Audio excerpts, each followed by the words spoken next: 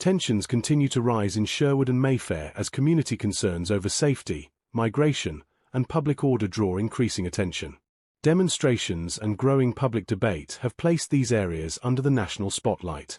In this report, we examine the latest developments and what they could mean for South Africa. Please like, subscribe, and turn on notifications for more updates.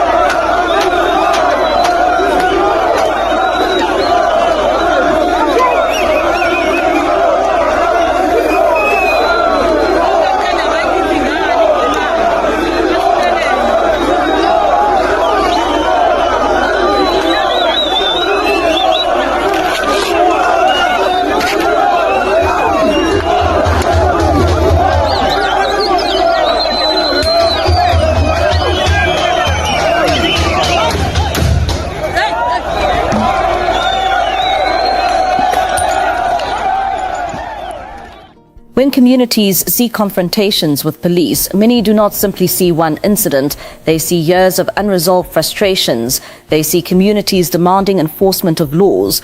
They see questions about who is accountable when regulations are ignored. They see concerns about public safety. And they see a government that many believe has been reacting to problems rather than preventing them.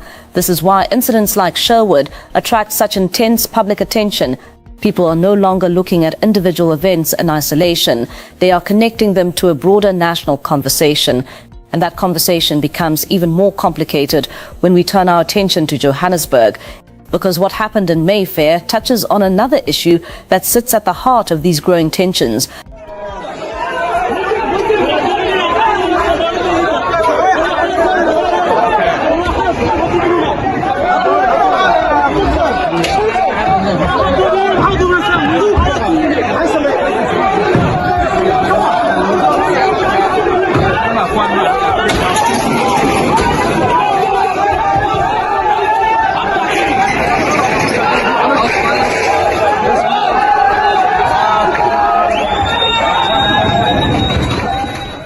A separate video from Mayfair, Johannesburg, has generated significant public reaction.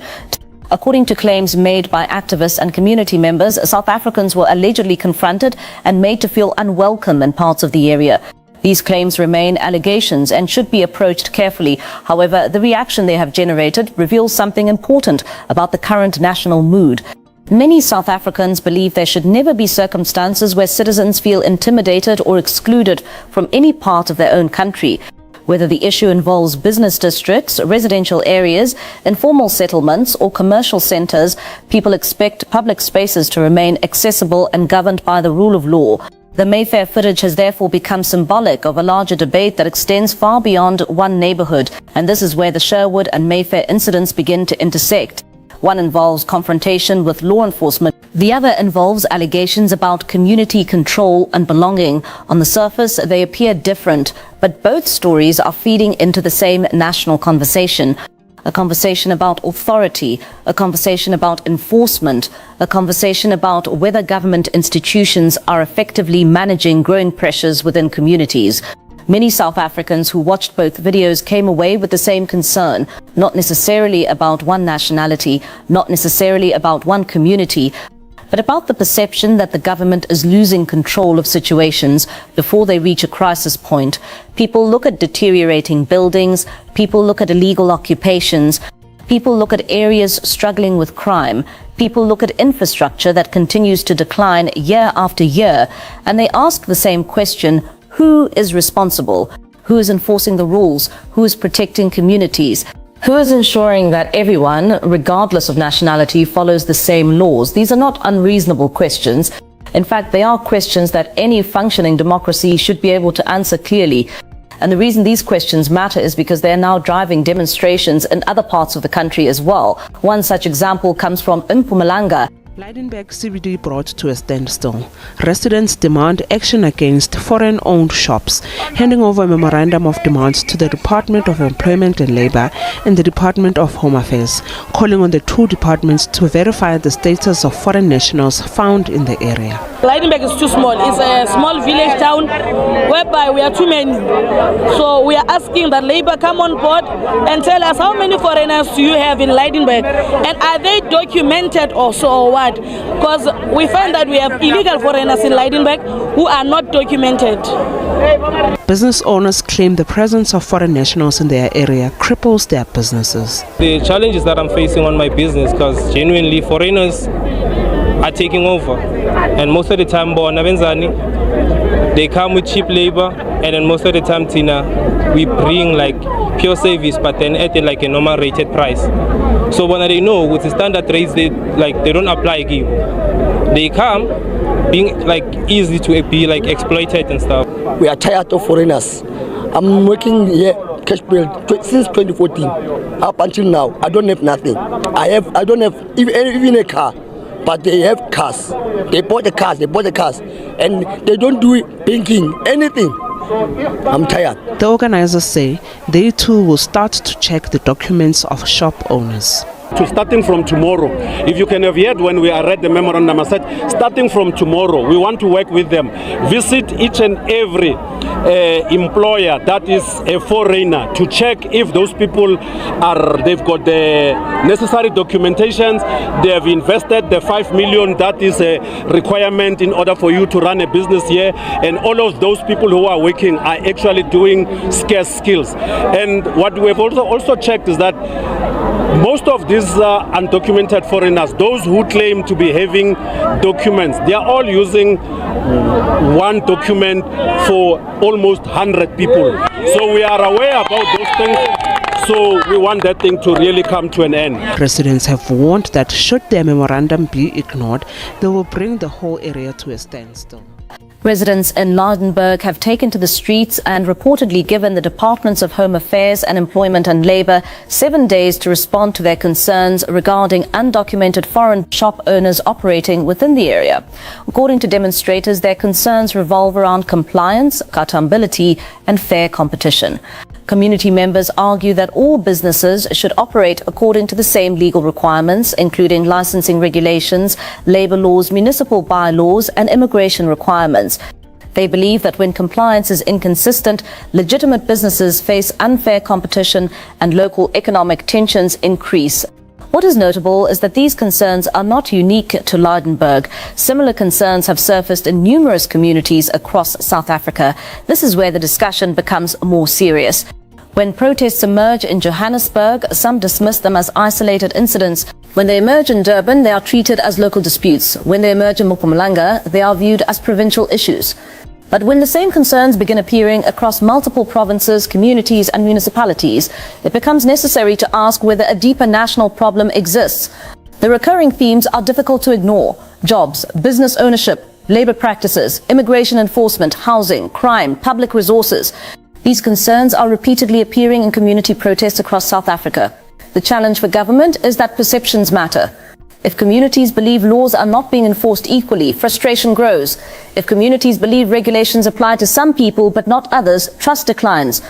And if communities believe their concerns are not being addressed, protests become louder. This does not mean every claim made during protests is automatically correct, nor does it justify hostility toward entire groups of people. However, it does mean policymakers cannot simply dismiss these concerns as irrelevant or insignificant. Doing so risks allowing tensions to deepen even further. But economic concerns and community frustrations are only one side of the story. The other side involves criminal activity and public safety. And this is where another recent development becomes relevant. In Springs, a 38-year-old foreign national was arrested after authorities allegedly discovered explosives commonly associated with illegal mining operations.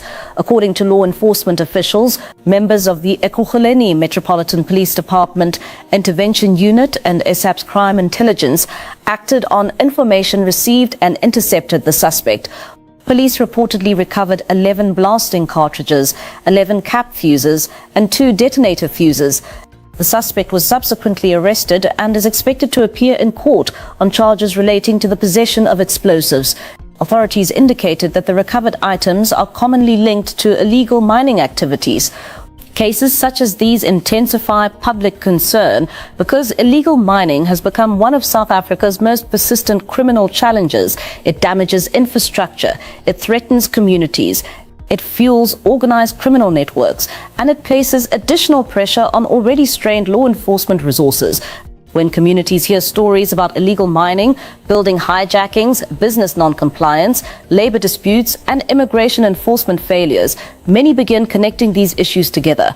Whether those connections are always accurate is a separate debate. What matters is that this is increasingly how many South Africans are interpreting the situation. And unless the government addresses both the facts and the perceptions surrounding these issues, public frustration is likely to continue growing. The events in Sherwood, the allegations emerging from Mayfair, the demonstrations in Lydenburg, and the arrest in Springs may appear to be separate stories, but together they reveal a country grappling with difficult questions about enforcement, accountability, economic opportunity, public safety, and governance. The message coming from many communities is becoming increasingly clear. They want laws enforced consistently. They want fair competition. They want safe neighborhoods.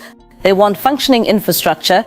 And they want confidence that government remains in control of the challenges facing the country. Whether government can meet those expectations remains one of the defining questions facing South Africa today. As always, these issues deserve serious discussion, careful analysis, and solutions rooted in the rule of law rather than division. What do you think is driving the growing protests and demonstrations across South Africa?